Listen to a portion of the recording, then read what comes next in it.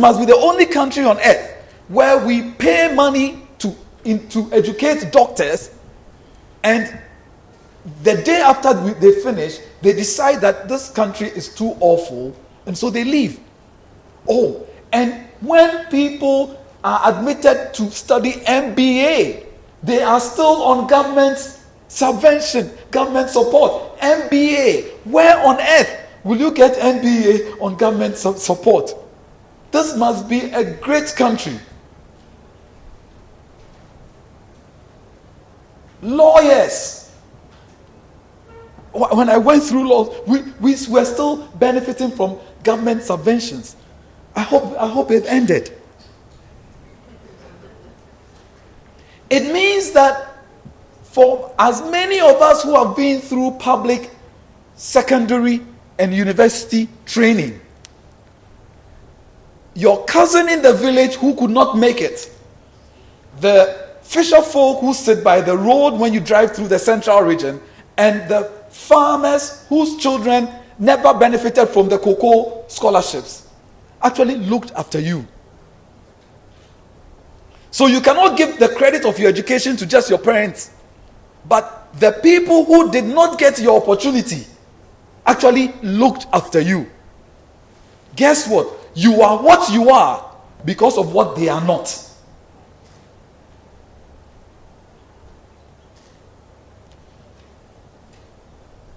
That means that there is a certain burden. There is a certain charge. The hymnist, the fancy transcription of the hymn says, "Asuzi damodo," that the people whose monies looked after you deserve a return from you. I'm not saying that walk around the streets and distribute money, but when their monies have looked after you, and you are seated where you are seated, but think nothing about them, you have betrayed them. And I don't mean to scare you, but I sometimes think that one day the poor in Ghana will have nothing to eat but the rich. Because the middle class who are looked after with the taxpayer money have checked out of Ghana. When I think of Ghana, I remember a song I still like and listen to, titled Hotel California. And I'm sure many of us have heard the song Hotel California, performed by the Eagles, 1977, describing the state of Southern California. There are things here that remind me of Ghana. When you listen to the song, the writer says that I was thinking to myself, this could be heaven or this could be hell. Ghana is one of the only countries which can live in 3 centuries at the same time. This could be heaven or this could be hell. The middle class in Ghana have solved all of Ghana's problems, but for themselves. What are our basic problems? Water. If water does not run, they have bought tanks the size of sports stadia and buried it in their homes to store water. Oh, they have what is called borehole. Now you think borehole is a hole? No, it's a tube that goes deep into the earth, sucks water. They have desalination plants. In fact, they had desalination before Ghana put some attention. So they don't have water problems.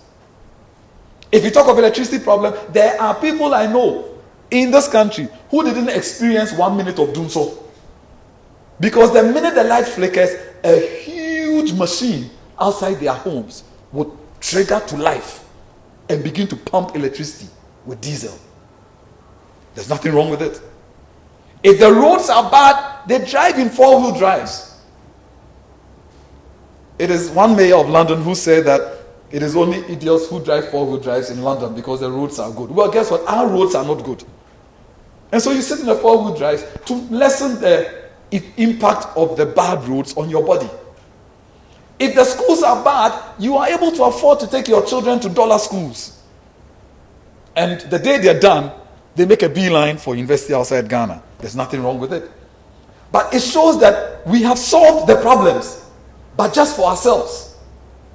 And so those who can afford it actually live in bliss in Ghana. And Ghana isn't all evil.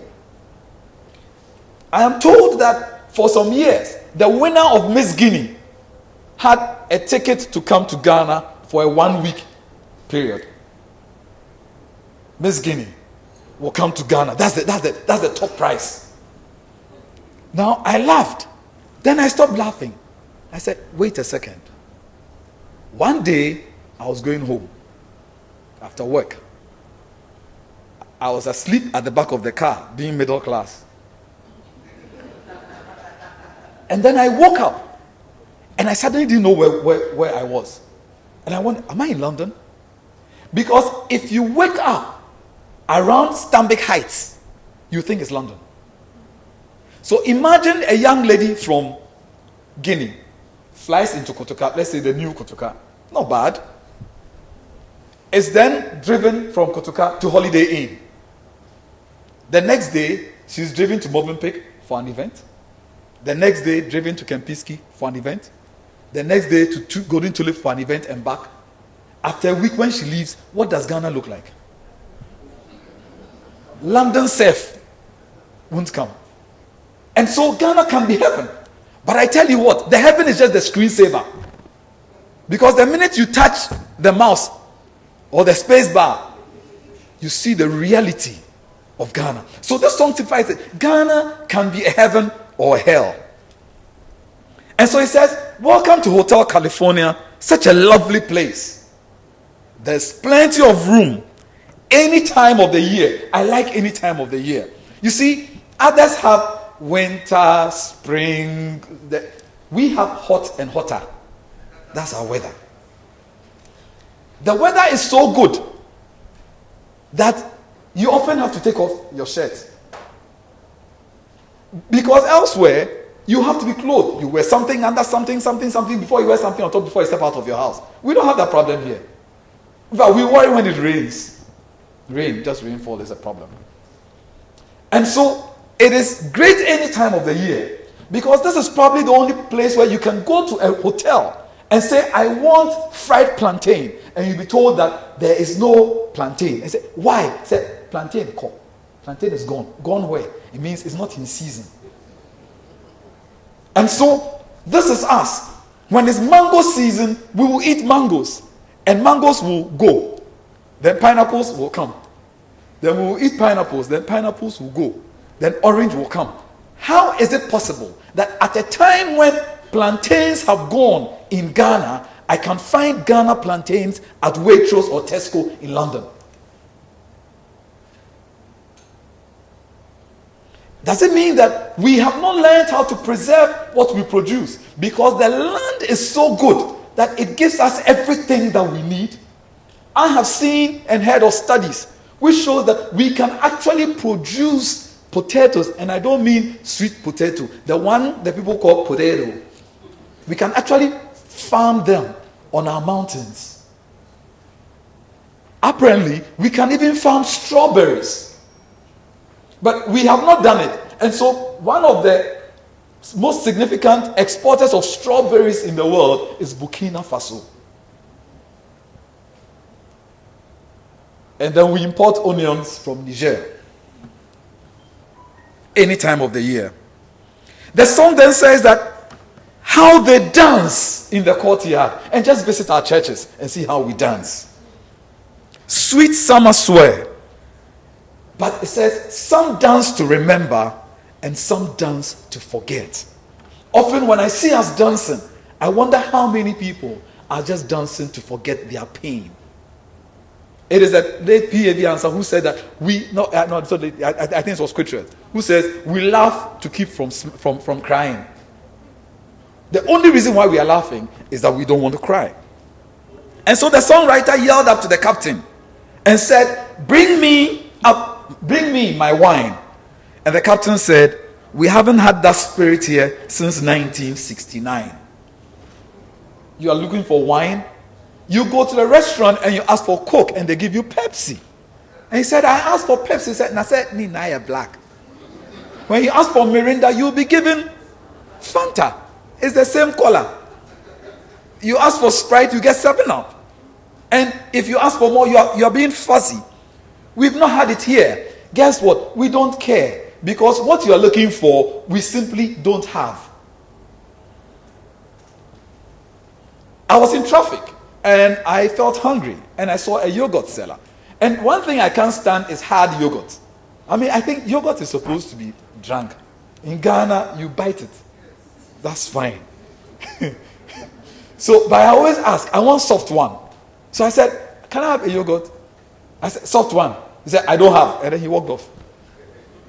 My 1 cedi is completely meaningless to him. I probably would have bought 10. He does not care. You are too fussy. You want a soft yogurt. I don't have. And he walked on in traffic. We haven't had that spirit here since 1969. But guess what? The song says that, yet in that same Hotel California, there was mirror on the ceiling and there was pink champagne on ice. Because if you can afford it, Ghana is the place to be. But the scales are so heavily tilted that it is possible to live here and assume that this is all there is. Oh, and about health. The middle class all have Bupa insurance in London. All they need is a 6-hour window. And they're out of here to check whatever is wrong with them. The song gets even gory. It says that they went to the master's chamber. They gathered for the feast. They stabbed it with steely knives, but they just can't kill the beast. And so you go for a feast and expect that the beast will be grilled. But when you arrive, the beast is still alive. And so beyond the facade and beneath the screensaver is the fact that things are not working. It's the fact that several of us literally live from hand to mouth.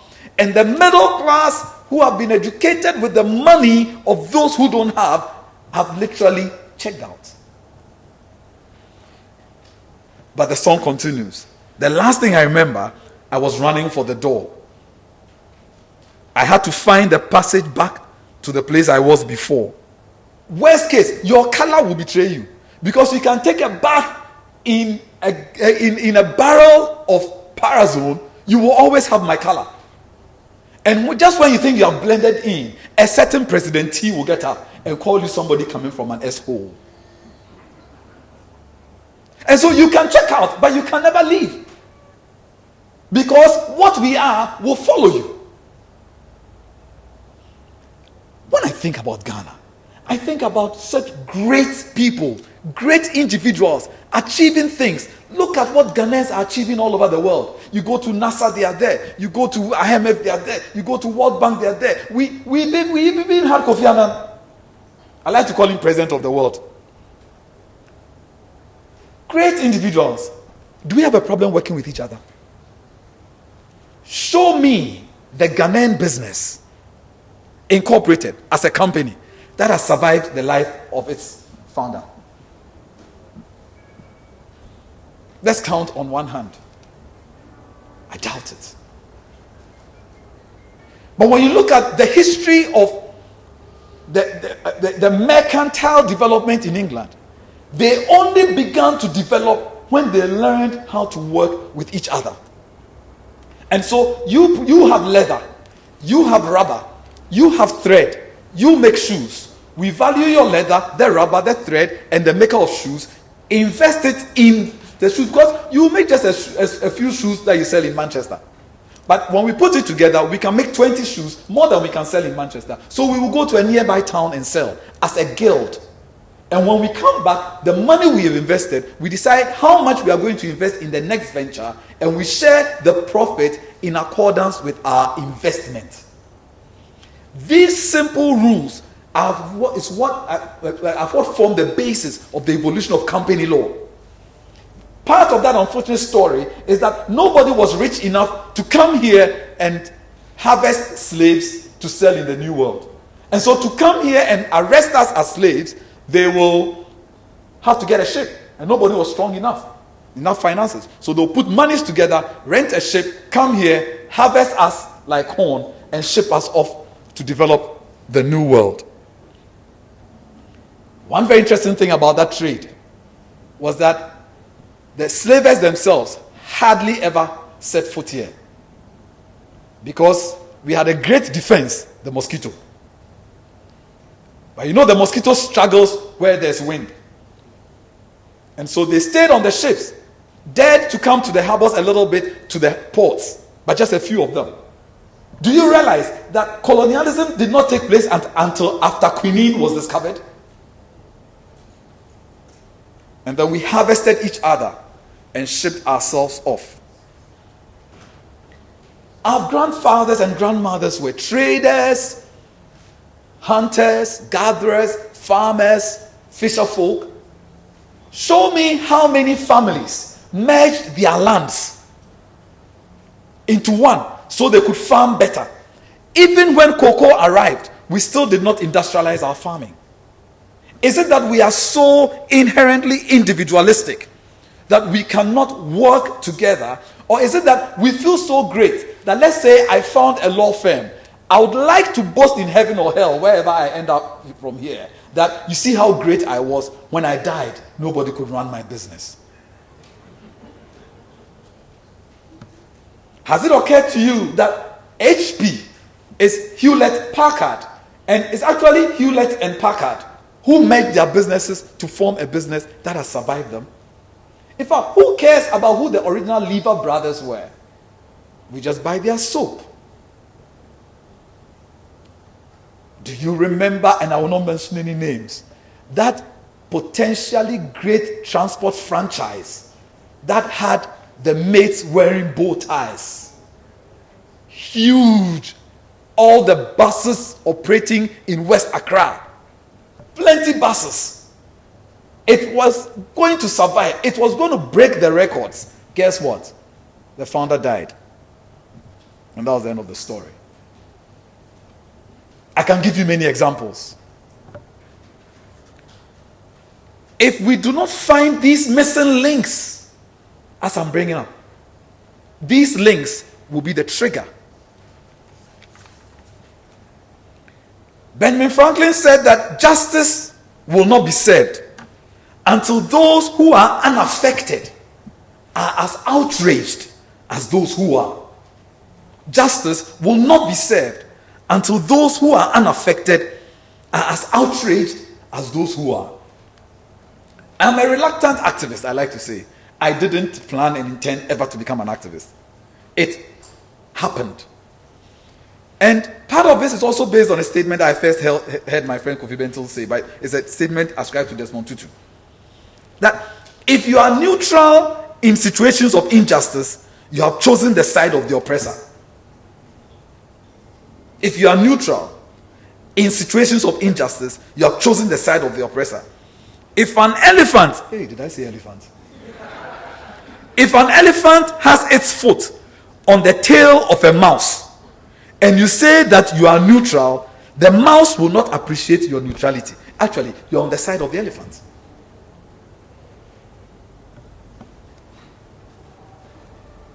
Dante Alighieri says that the hottest places in hell are reserved for those who, in times of great moral crisis, maintain their neutrality.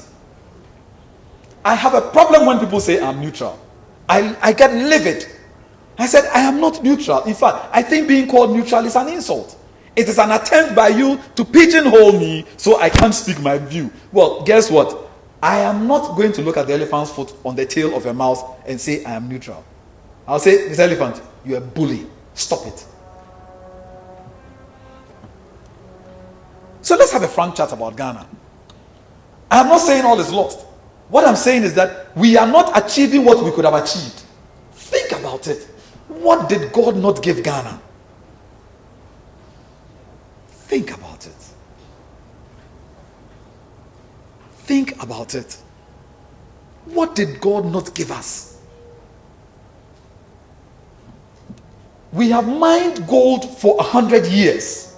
Show me a part of Ghana that looks like a century of gold mining, and compare it to Johannesburg. Do you realize that the crude oil we are finding and are still finding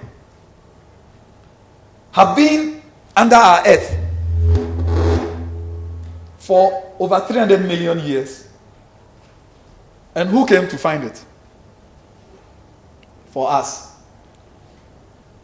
So we get 10 to 15% of it.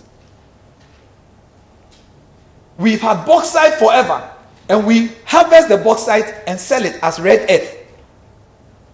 And others will have the ability to convert it, the refinery, convert it to alumina, produce aluminum, and get much more than we get from just sending out red earth. I've been to Switzerland just once in my life. I came back depressed. I wanted to buy Swiss chocolates. I've been told Swiss chocolates are great. So for my home and my office, I asked for the last day. And this is Geneva. On Sundays, the town is shut down. You may not even find a restaurant to eat because they work to the clock. The Swiss are like their clocks, on time, on everything. And so I asked for a shop. They said, well, you have to go to one called Migros. And it's down, it's really down. You take an elevator into the earth to go into the shop. And I entered the shop. Chocolate is what?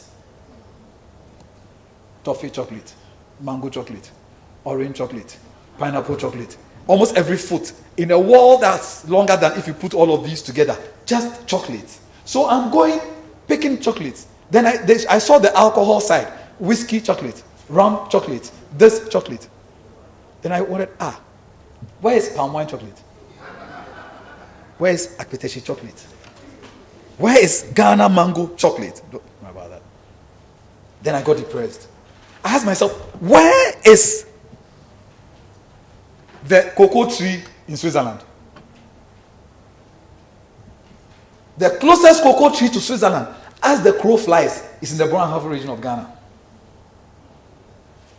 And so we harvest the seeds. We harvest it. We treat it the same way my grandfather treated his cocoa, sun-dried. Then we sell it just as beans. And somebody converts it and we go to buy. Yes, between Ghana and Cote d'Ivoire, we do about 70% of the world's cocoa. But the whole Africa has just 3% of the chocolate business. $100 billion chocolate business. The whole Africa has just 3%. So let's have a frank chat about Ghana. Where are the missing links? I'm suggesting to you that each missing link is a trigger. And unless we are prepared to address them, one day it will boil over. When they visit us, we may call them armed robbers. But it's probably the poor, feasting on the rich. Is it myopia? That's point number one. Are we short-sighted people? Do we not see beyond the next meal? Do we not have a bigger vision? When you see the way the so-called developed countries operate, do you not wish that we could do the same? When we go to their schools and learn the way they do their things, what happens when we return to Ghana? Is it that the minute the door of the plane is opened and the hot air enters, everything we have learned melts away with the hot air? It is not everything there that is good, but there are things we've learned. We've learned their language. I'm speaking to you in their language. There are things we can learn. But what vision do we have of Ghana? Where do you think Ghana ought to be in the next 5, 10, 15, 20 years? Are we just short-sighted? Do we not see far? Is it not in this country that has a school that has a motto, Jin Shekan? Think, project ahead. That's one. Two, or is it that we are ignorant? Really? We just don't know. And we don't care to know. Because there's something I call the arrogance of ignorance in Ghana. The person will raise his hand and make a completely ignorant statement with as much arrogance as he can muster. Then when he's done, he says, but I stand to be corrected. And that's after 5 minutes of pure rubbish. Made completely unsubstantiated statements. possibly insulted you, and then when he finishes, he says, I stand to be corrected. It is in Ghana when the journalist has made the most atrocious statement, and when he's challenged, he said, I stand by my story. Yeah, your story shows your ignorance. Stand by your ignorance. But I think that ignorance can be cured, but the arrogance of ignorance is toxic. If I don't know, I can learn. And the more I learn, the more I realize how much I don't know. Unless and until we are prepared to admit that as for this area, I am not skilled in it. Don't push me there. We will continue to have the square pegs in round holes and round pegs trying to get into square holes. Is it ignorance? 3. Or is it complacency? Are we generally reticent as a people? Look at and God must have a sense of humor. I hate being late. I thought I left the office on time. I haven't used this route in a long while. Wow. We were in that Jolu traffic for an hour. Now I was sweating in my car and I started calling him. I said, can we have a dispatch? I asked my driver, can you see a motorbike around so I can pay for him to take me there on time? But there's a chronic lateness. Apparently, the more late you are to an event, the more important you are and you feel. I mean, I'm a church boy, as you can imagine. I hardly ever see guest preachers come on time. They will wait, we will wait, and then when they arrive late, we cheer them.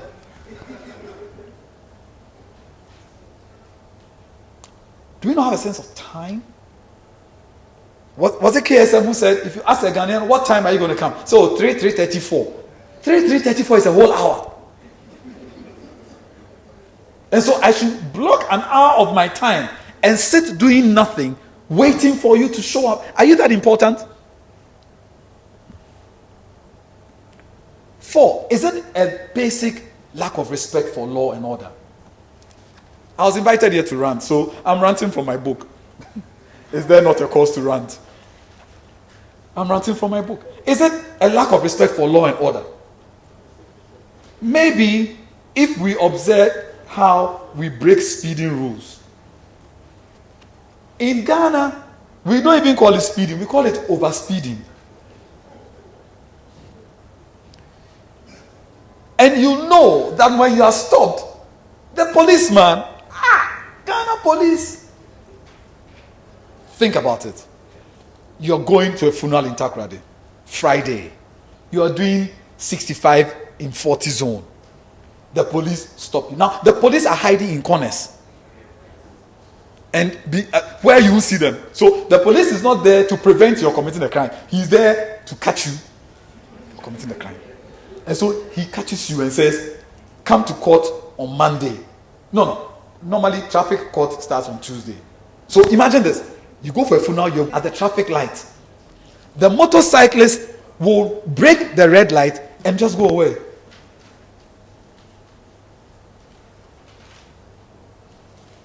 Education. Are we educated to solve our problems or simply to earn a living? Now, how many years have we had Kwame Nkrumah University of Science and Technology? And how many engineers have we not produced? So why do we have basic engineering problems? You've seen that metal bridge across the Kweshi for the eastbound traffic is supposed to be temporary. When will we build it? In Ghana, temporary, just like provisional, can last very long.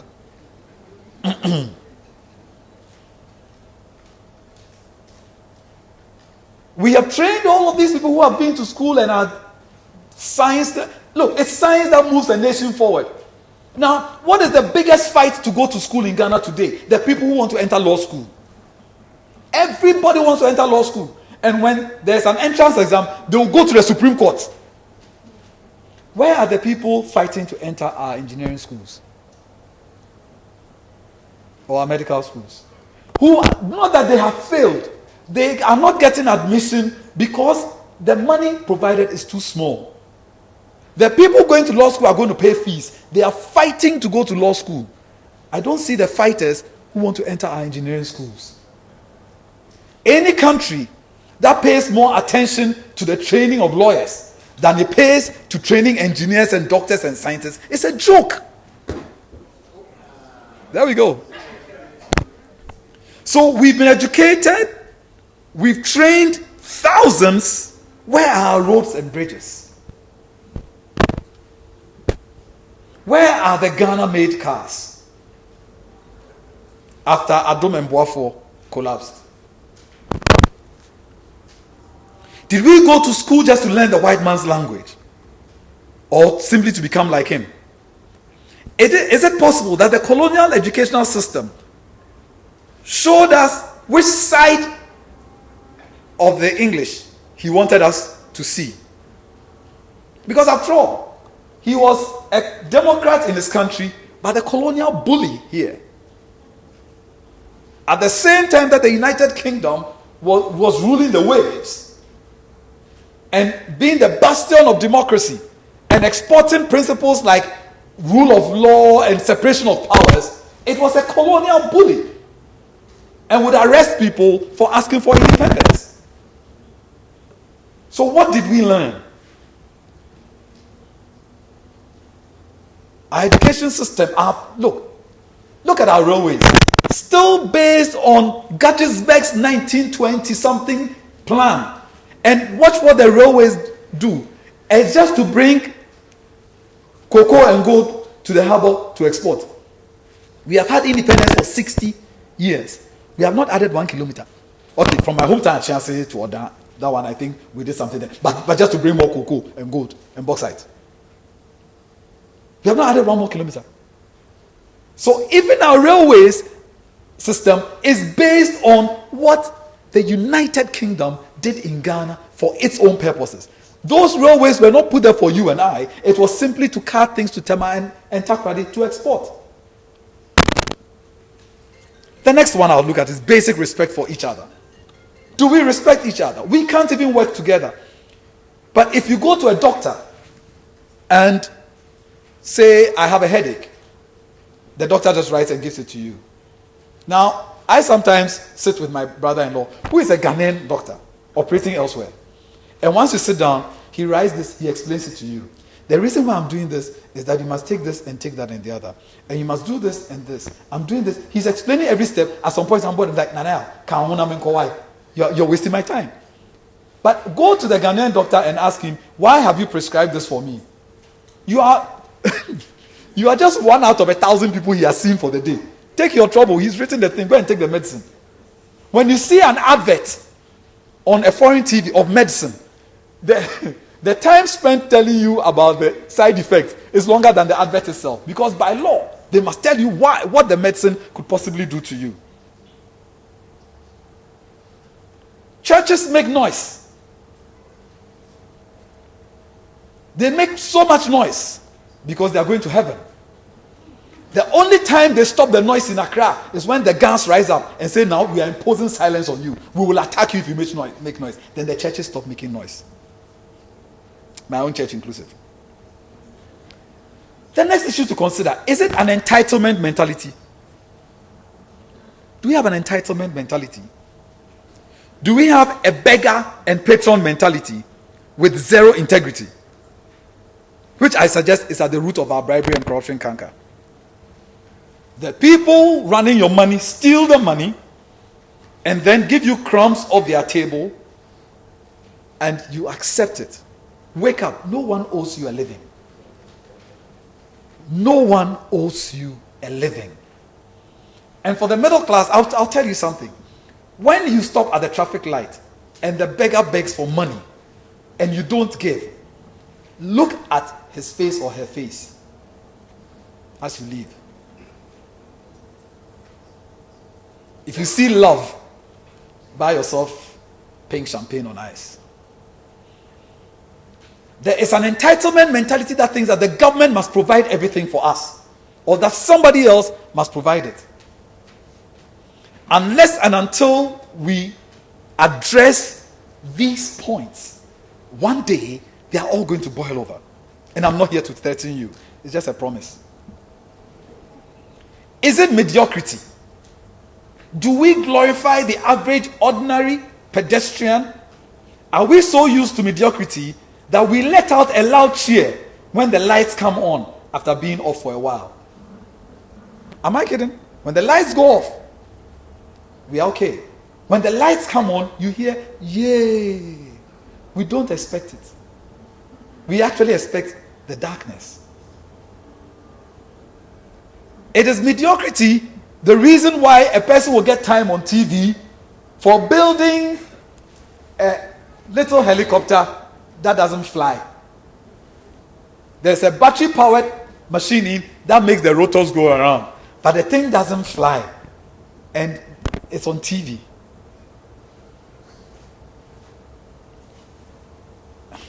I need to move on quickly. Or is it superstition? And that's one thing, sir. I usually am not invited back to where I speak, which is fine. Because I actually am here to offend you. So if you feel offended, I am achieving my aim. Is it superstition? I believe in God. I believe God still answers prayer. I believe God is in the miracle business. He's not in the magic business.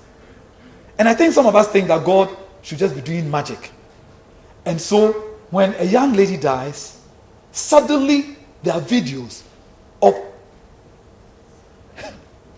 not men of God, God men, each claiming to have been the one to have predicted, foretold, fortune told, or prophesied the death.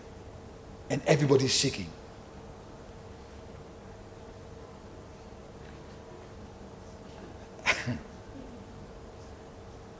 He who will not work must not eat. And Sophocles wrote that no good ever comes of leisure purposelessness, and heaven never helps the man who will not act. Ghana, calling a prayer meeting over a failing national airline was a joke. If your airline is failing, sit down and do your analysis. Sit down and do some thinking first. Why is it failing? If you are taking all the luggage for free, excess luggage is literally for free. Because if you pay something under the table, it will get on. And friends were being put in classes they've never been in. I think that Ghana, if you want to set up another airline, pick up the forensic audit report on the dead Ghana Airways. It is a great book on how not to run an airline. And so when that airline is failing and you call a prayer meeting, what do you think God is? A spare tire? That you can mess it all up. And when it's about dying, you call on him. So did God fail Ghana Airways? Or we failed ourselves? We called a prayer meeting. So the airline died. Its successor airline also died. Now I flew that successor airline once and said, oh, I wanted to fly business class. That airline was flying out of Gatwick, I remember. And so I got to Gatwick and I wanted to use the business class lounge. And I was told that your airline, even though you are flying business class on it, doesn't qualify you to sit in any business. Oh my word. I'm coming quickly to a close. We have masked superstition and called it religion. And so there are all these people on radio and TV feeding fat on us. Because instead of thinking and working, we think that there's some juju that's going to give us a breakthrough. Guess what? It does not work. You have to sit down, you have to roll up those sleeves, you have to work like a bull. Because the Bible itself even says that God says he will bless the work of your hands. So if he comes to bless the work of your hands, and all you are doing is waking up every morning and going to a prayer meeting, what's he going to bless? More prayer meetings. I am for prayer, but I do not understand how you can be praying on a Sunday night till 2 a.m. I live near a football park. Now, you know, every football park in Ghana is a night church. And on Sunday night, You have an all night. Aren't you going to work on Monday morning? There's a very popular prayer place in Accra. Everybody goes there to pray. It's a weekday prayer time. And then one of the pastors started studying law. And so came to my office to do internship. And so it was that week, that time of the day. And he was still, I was going to test him. I gave him 5 files to review. And watch to see whether he would dare walk to my office and say, hey, senior, I want to go for a prayer meeting. And I said, go and don't return. But I realized that, 1 hour has passed, the man isn't going. So I walked to where the intern said, hey, Osofo, aren't you going? He said, senior, as for the demons, I have cast away many. Nothing will change if I don't go today. And so I said, he has seen it. He said, I have, my hours of prayer alone, he was telling me, the hours of prayer I prayed alone is enough to sustain me the rest of my life. I am here to learn. Or is it our love for leisure and holidays? We love holidays. We are one of the probably 6 countries in Africa that have a holiday on AU Day. Who are those 6 great countries? Gambia, Namibia, Ghana. Now, it is our league. AU Day is not marked as a holiday in Addis Ababa, where the AU sits. It is not marked as a holiday in South Africa. But the great economies of West Africa, like Gambia and Ghana, can afford to have a holiday because of African Union. Think about it. Does it make sense that we will take a whole day off for African Union? When Africa needs more work than rest, we are resting to mark African Union Day. It does not make sense. I'm sorry the Christians wouldn't like it, but why is Easter Monday a holiday? I don't get it. According to the Bible, nothing happened on Easter Monday. Okay, maybe the road to Emmaus. Easter Monday a holiday. Because you want to rest from the Sunday holiday.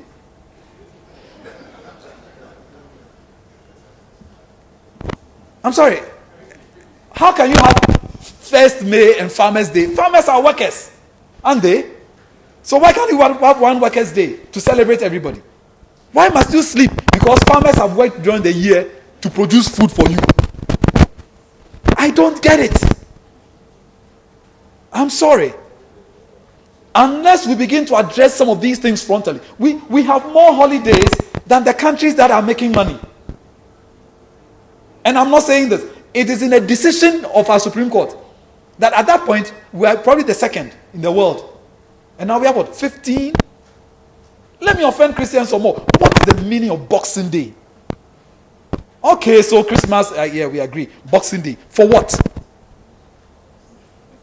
So I do some voodoo mathematics. It's not really accurate, but think about it. Think about this. There are 365 days in a year. Forget that. 52 weeks. Which means that 104 days we don't work out of the 365. Do you understand? They are called Saturday and Sunday. So if there are 52 weeks in a year, there are 104 days that we don't work. Don't worry, this is voodoo mathematics. So deduct that from 364. Then deduct the 13 or so holidays. Then think about it. How many hours do we really work? 8 out of 24. So actually, we are working about 100 days in the year. And we expect to develop.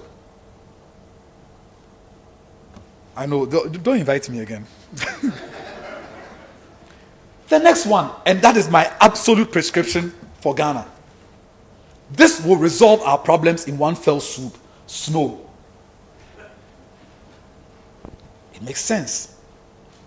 You see, if you know that for half the year, your land will be buried under ice, you can't plant, you can't till, you will plan better.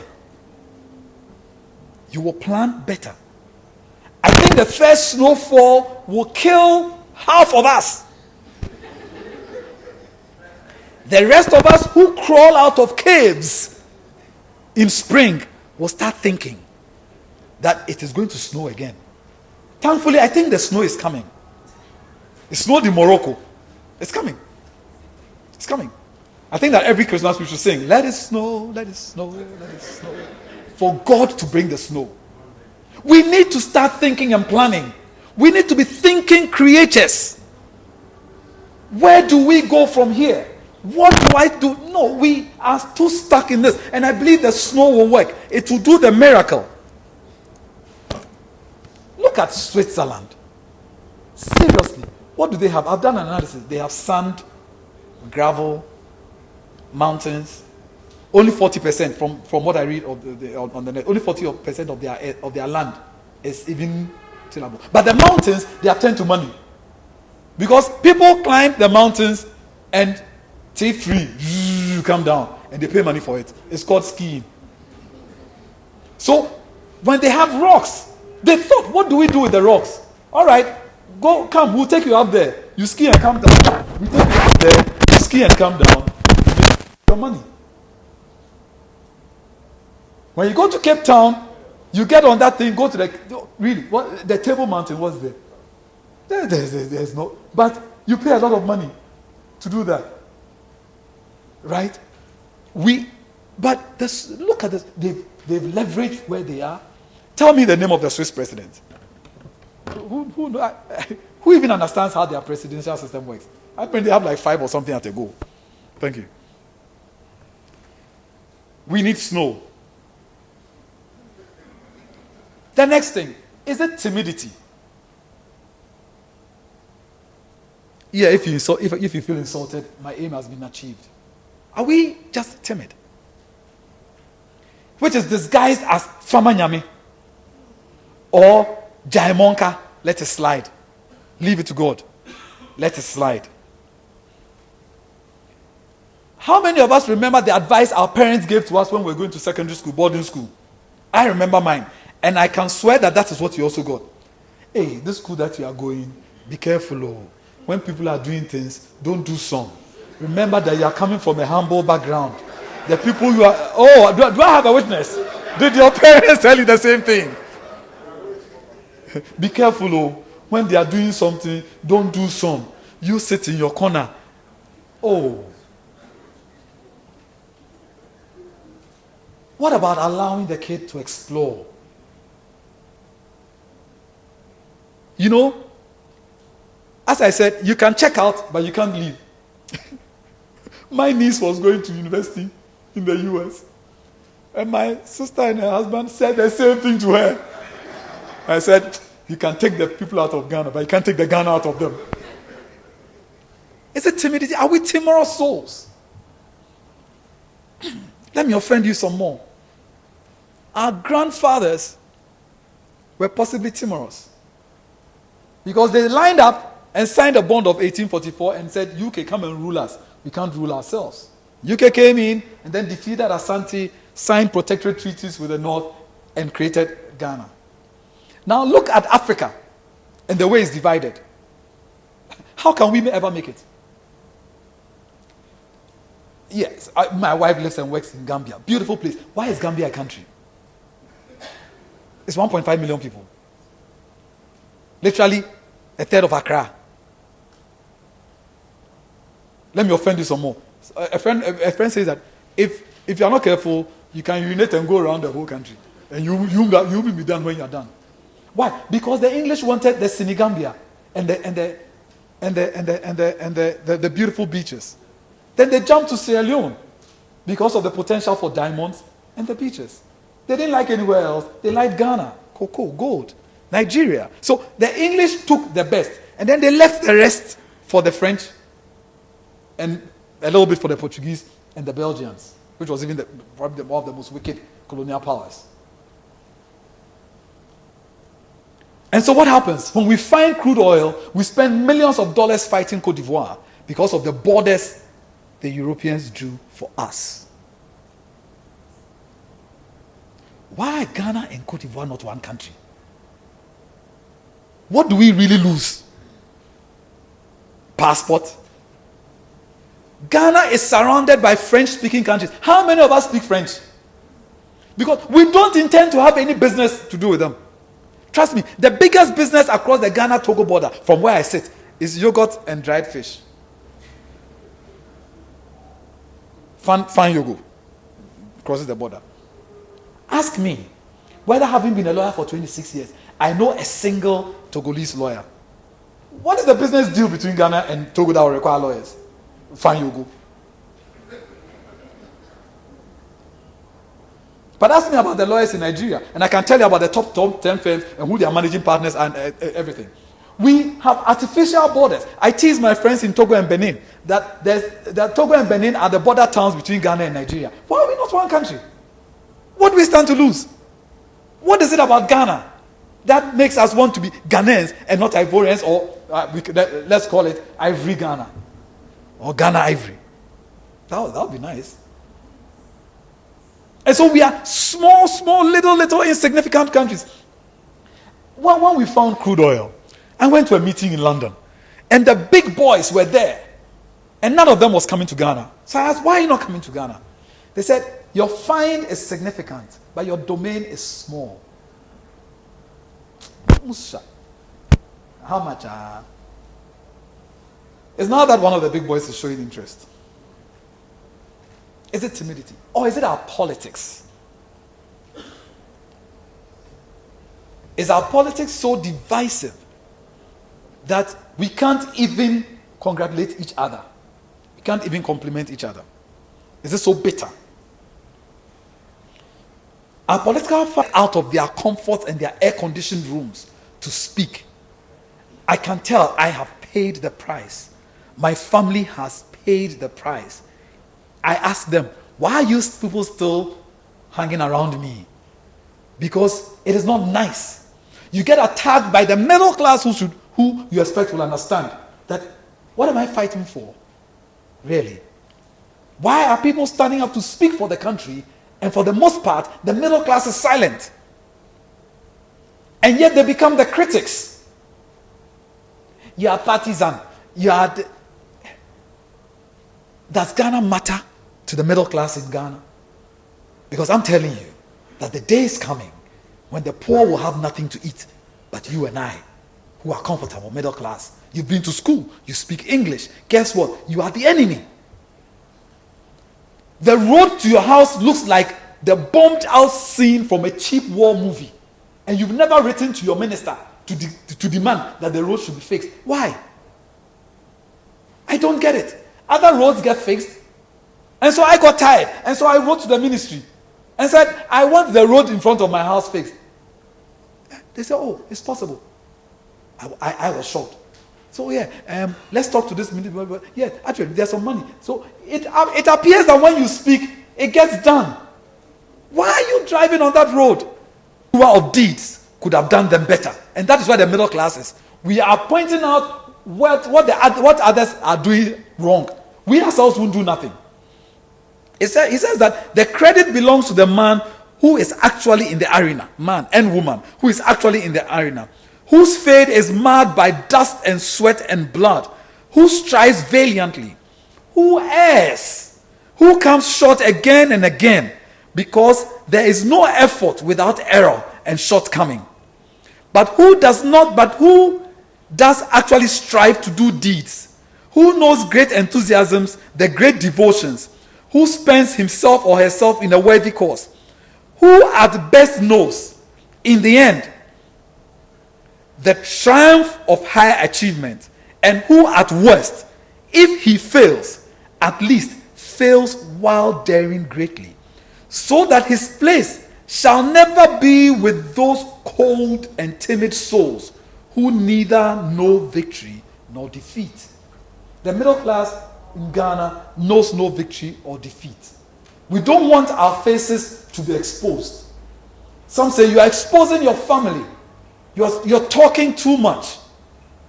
I would rather die fighting than live on my knees unless I'm praying. And I'm challenging the middle class that things are not right. You know things are not right. Why are you quiet? You are the missing link. And if you don't play your role as the missing link, you will be the trigger.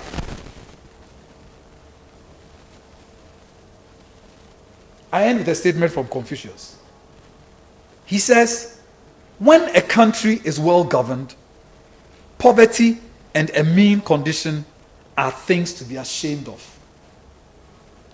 But when a country is ill-governed, riches and honor are things to be ashamed of. Think about it. When was the last time you even disclosed your salary to your wife or husband? Can I actually tell you what my pay is? Or you think, he's showing off. We don't discuss certain things. We are Ghanaians. So riches and honor, we have become ashamed of what we have achieved.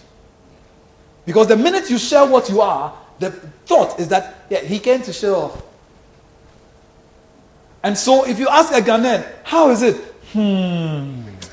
We are inside small, small. The guy is driving a Mercedes. He says it's inside small, small. Inside what small, small?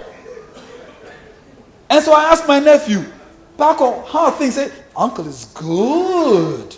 I'm like, he's trained differently.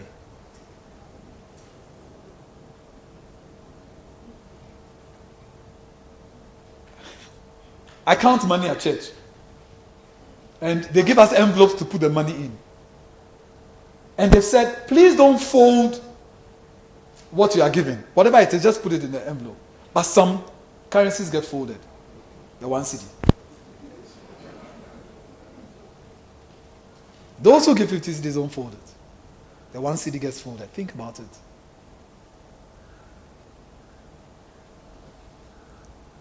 Ghana will change when poverty and mean conditions are things that we are ashamed of and we want to work at it. But as long as riches and honor are things that we are ashamed of, we are not well governed. We are ill governed. I came to offend you and to tell you that you are the cause. That you are the one to fix it. That you are the missing link. And as long as you keep quiet and enjoy your money by yourself and for your family, you are the missing link and you are the trigger. May it not be that Ghana will ever descend into that state. May it be the case that the middle class will realize that they have nothing to lose, that there's nothing to fall back on but the hard ground. But we will arise and speak in this country that when the politicians are wrong, we will tell them. When they are right, we can choose to tell them. Can we speak for Ghana? Can we work for Ghana? Can we die for Ghana? A country that's not worth living for is not worth dying for.